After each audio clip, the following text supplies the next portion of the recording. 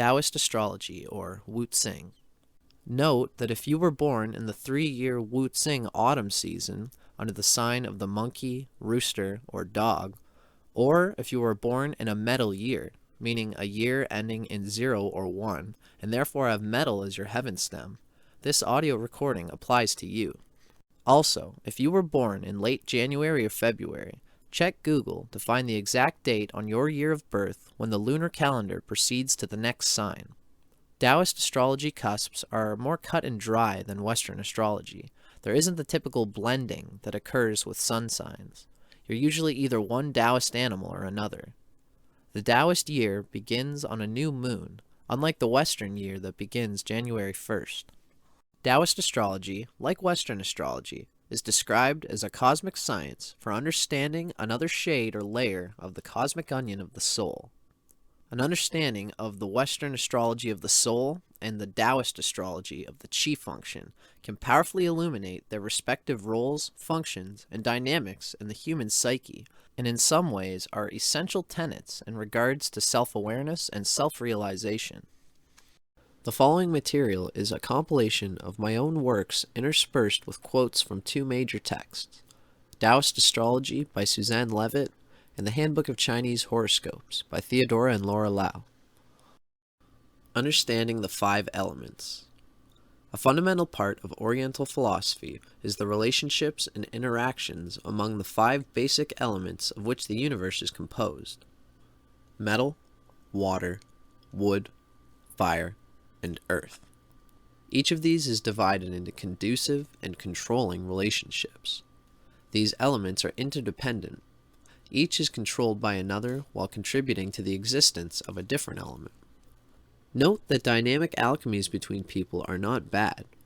In fact, the flux of opposed chi energies of people are the magnetic tension which itself keeps chi energy vitally moving and potent, transpersonally speaking.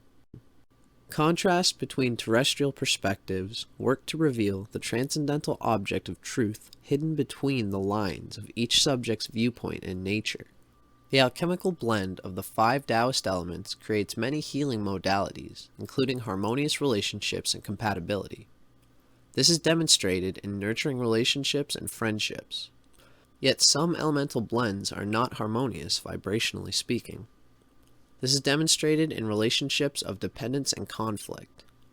It is often noted that in order to truly understand one's element, one ought to learn about the other element phases and how they interact and contrast each other, for all the elements are manifold expressions of the same chi essence. We are all one vibration behind the lustrous waves of our separate forms. By accommodating the essence of our fellows, we can thus blend and better deal with each other from a viewpoint of mystic kinship, familiarity, and energetic oneness. According to Taoist philosophy, no one element can be called the strongest or the weakest. Like the yin and yang, they are forever interdependent and always equal in strength. They are eternally joined in the chain of life that brings about their existence. There is no power or struggle for dominance. Each has its own place and function. Even in the human body, these 5 elements maintain their reciprocal relationships. In Chinese medicine and acupuncture, the elements rule the 5 major organs of the body. Metal is linked to the lungs. Fire controls the heart. Wood is associated with the kidneys. Earth rules the spleen and pancreas, and wood is identified with the liver. So when a Chinese doctor, herbalist, or acupuncturist treats an illness, he has to keep these interrelations in mind. For example, when the earth, pancreas, is affected, the metal, lungs, are weakened too. If the water, kidney, malfunctions, then it cannot produce its counterpart, wood, and consequently the wood organ, the liver, will begin to deteriorate. Metal, parent of water, child of earth. Metal is usually represented by the Chinese symbol for gold, but in this context, metal indicates a vessel or container for holding liquids, so we can say that metal traps water. In another sense, metal is the only element that will change into a liquid when heated to a high temperature, and when it resolidifies, the metal is in a much purer state. From earth we get metal. All metal has to be extracted from the earth in which it resides. Metal is controlled by fire. Metal can only be melted and forged into something useful by the application of great heat. This relationship also expresses that metal signs base their actions and decisions on the visible, spontaneous actions which people take. Fire is will. Metal is the expression or execution of it. Metal has a strong sense of man's creative will and seeks to extend it universally. They're good at predicting what people like based on their behavior. Metals make good psychologists. From my own notes, metal is directed by fire. Therefore, they have much vital energy, and they seek to conduct it somewhere in a palpable, hardy, metallic infusion or conduit of willful action, a vein or channel of energy. Wood is controlled by metal. Even the largest tree can be felled by the metal blade of an axe. Metal cuts wood into useful pieces. We need metal to prune a tree's dead branches and help wood rejuvenate. Metals like specific channels or veins of energy, while wood likes to spread itself out. The following material comes from Cosmic Astrology, an east-west guide to your internal energy persona by Mantak Chia and William Yu Wei, published and copyrighted in 2012 by Destiny Books in Rochester, Vermont, US. I do not own the following content. Metal element: axe, rock, mountain. Movement: chopping. Patterns: decision maker, orderly, inflexible, organized, systematic. There is very little flexibility in metals. They reject other people's points, disputing their views and ways of doing things. If things are not done their way, they are unable to enjoy them. Metals have a specific program for almost everything, and they must be in accord with their vision. They are almost never distracted from their ends. Their home must be totally scrubbed and absolutely organized, or they find it difficult to function. They are distracted from their work if anything is even a little bit out of place. Classification is something that metals enjoy, and they categorize as they organize their closet or desk. Metals are very autocratic and love being managers of things and appreciate those who respect their decisions and dictates. They are so proficient at organizing, preparing, and assisting others that people often ask them for aid or advice. In such cases, they really feel gratified about it, and their feeling of self-worth grows. Metals have a fondness for sour things, and they love eating raw limes, cranberries, pickles, sour candies, and sour cream. Metals dislike it when people cry or break down emotionally. They have an urge to run out of the house and allow the person to cry to their heart's content, and then come back when they have regained their composure. They cannot sit still while others whine and complain. Metals clothes are best when they have symmetrical patterns and matching colors because they provide them with a sense of security in their surroundings. Light-colored tops and dark bottoms are favorites with all metals. Metals are competitive when they know they can win, or they will not participate. They dislike losing and let others stick to a cause without hope of winning.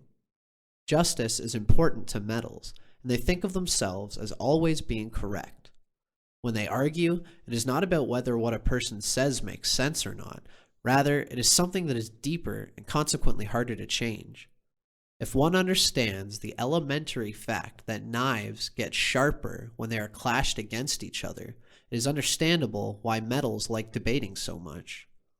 Because they believe they are right, others are wrong and require correction.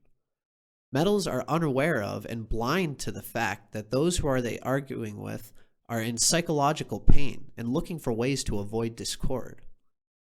Metals abide by laws, rules, and regulations, but from time to time, when they break the rules, they justify it as being essential for an important principle.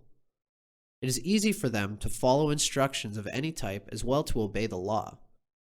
At times, metals can be too obsessed with laws and ordinances, missing more crucial facets of a relationship or state of affairs. However, metals are able to go against the rules when confident something is not right. Metals like the fact that they have personal strength and enjoy displaying it, especially with brawniness and physical fitness.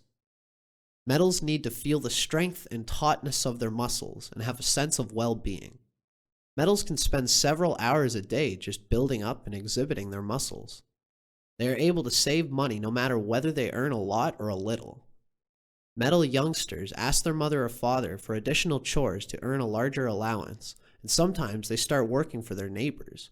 These children just sense how to put money aside and forego the temptation to buy something. Metals seek a scientific view of the world rather than a religious, non-physical perspective, and really enjoy empirical studies. Measuring and comparing results of experiments are tasks they love, which is the pillar of scientific thinking. If something cannot be observed or assessed by an instrument, it is not real. Metals frequently live according to a timetable, are always on time, and arrive at the appointed hour or a few minutes ahead of time. They despise being late. They strictly live up to their promises and agreements and have no tolerance for those who are tardy, forget about their promises, or make promises they do not keep. Competition is a form of achieving things, and it also creates the exact challenge metals might need to commit their time entirely to one goal. Metals are known to motivate themselves by setting up a deadline for their own project, which puts even more pressure on them, so they are prompted to work even harder. Metals apply all their energy toward finishing the plan on time and delivering the goods when others might have failed. Metals are list makers. That is their way of organizing the universe to their liking and creating more useful lives simultaneously. They create long lists of things they do daily, checking them off one by one. This gives them a sense of relief and a feeling of accomplishment. Metals love creating lists for each and every month of the year and every single year of their lives. Nothing is more upsetting to a metal than a totally impossible task on their to-do list that they are unable to complete on time. The flip side of metals' built-in intolerance for personal losses is their desire to celebrate all their triumphs. This is done with serious commitment as they accumulate and exhibit all marks of personal distinction for others to see. This includes diplomas, honors, trophies, medals, prizes, and credentials. This gives metals a sense of pride, and they share this information with their relatives and friends. They are not timid or easy to intimidate. Metals' militancy expands when they are on the side of a just cause, when protecting their own interests or the interests of those they care about. Metals lack the empathy that allows them the ability to experience the suffering and defeat of other people. Metals are stoic about other individuals' trouble and suffering. They learn to love and value others, but do not develop intellectual and emotional attachments. Most often, it is romance or friendships where one first experiences hurt from the sharp edges and bossy demeanor of metals. For metals, the power color is plain white for its purity, honesty, and integrity. Metals also love colors that have contrast, and they are invigorated by them. They enjoy wearing white shirts and blue jeans, or for women, black skirts with red blouses. Metals enjoy contrast in food, but it should be as neutral as well as flavorful. Autumn is the season for metals. They love the profusion of contrast and bright autumn foliage. They enjoy autumn's early morning chill with the warmer temperatures during daylight combined with freezing temperatures in the darkness. The late afternoon and evening give metal copious amounts of their element. Of course, when business is finished and the to-do list is put away, metals can start to unwind according to their own plan of relaxation, which is scheduled for self-improvement. This can be an exercise program, art lessons, or neighborhood projects. Metals totally despise loafing, uselessness, and overflowing emotional entanglements with others. When the workday is over, they like to be active and focused on goals. They only enjoy parties and recreational activities that are in accord with their own schedules and interests. Metals are the happiest when all their work is complete when the sun goes down. Traditionally, metals are linked with the West. A lot of access to light from the West through windows, porches, or other locations provides a significant power boost to metals. Metals sometimes have difficulty with their breathing, and often, when under stress, their muscles tighten and they breathe in a shallow manner. Simple exercises done at home or at work are good, as is singing, so that the lungs and lower sections of the body benefit. Metals relax when swimming or dancing, as long as it is not competitive. Breathing slowly, along with meditation, are excellent for metals, because frequently it is difficult for them to stop thinking so much.